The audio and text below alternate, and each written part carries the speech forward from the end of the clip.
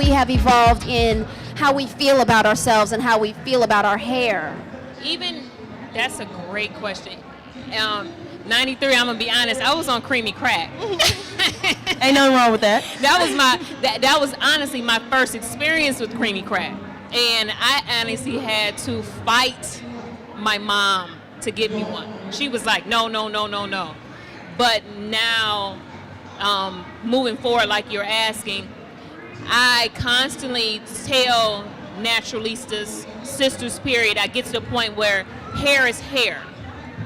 Because if you so evolve yourself, your esteem around how your exterior looks, you will never know who you are.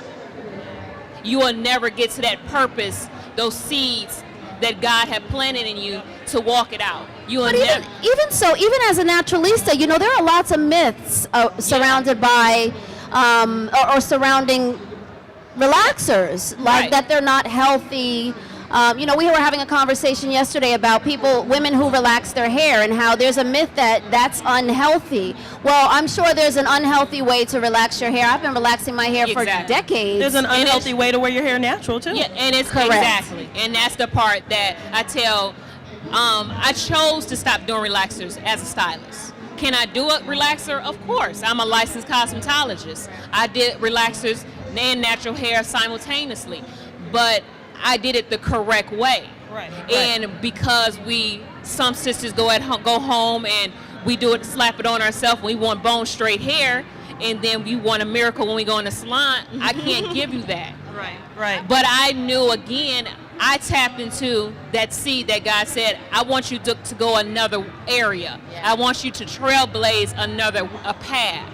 I want you to do something that most sisters of your color that look like you are not doing. So I had to go natural.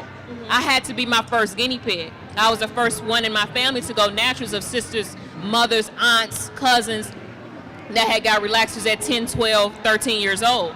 And for me, when I did go natural, I transitioned naturally. And then I went to my stylist and I said, I'm cutting it off. And he was like, no, we're not doing that. I said, yes, we're off. He said, no, you can't do that. I grew out your hair. I said, but no, I have to do this.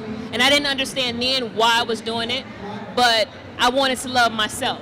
Right. That was my way of beating up my self-esteem, my low self-esteem. That was my way of embracing me. When you were relaxing, or when I was transitioning. Okay. And then I finally just big chopped and I locked it. You know what I did? When I big chopped my hair too. Actually 2 summers ago, I just chopped it off.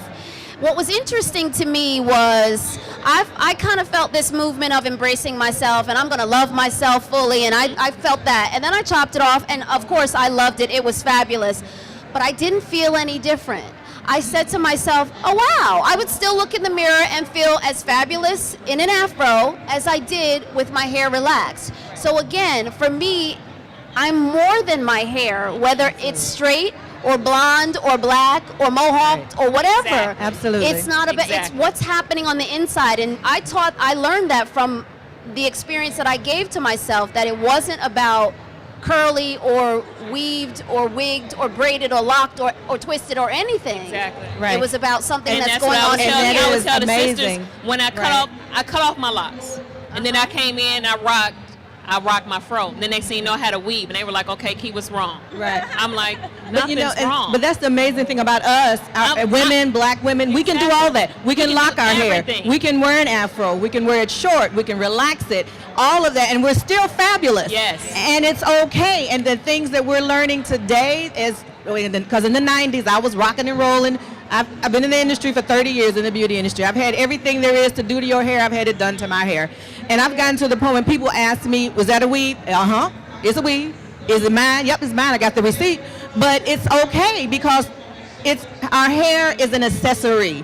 Yes. And that's how we have to look at it. We change our earrings, we change our shoes. So why not change your hair? Why are we embarrassed to say we have on a wig? Sometimes I want to have an afro that looks like hers. Charlotte, give me some extensions and put that fur on, rock that fur. When it's time to do something else, I take it out. It is what it is. Yes. Black women are very, very fortunate that we can do all of those things and be beautiful with straight hair one day, be beautiful with braids the next day, be beautiful with relaxed hair after that.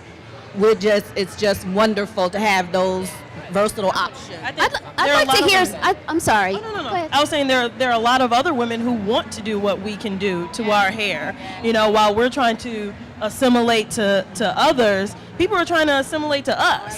And if that's the case, then we need to embrace that and own who we are. You know, it should be an expression of who we are and what we want to express to the world. That's a good point. I express myself through my hair. That's one of the ways I express myself is through my hair.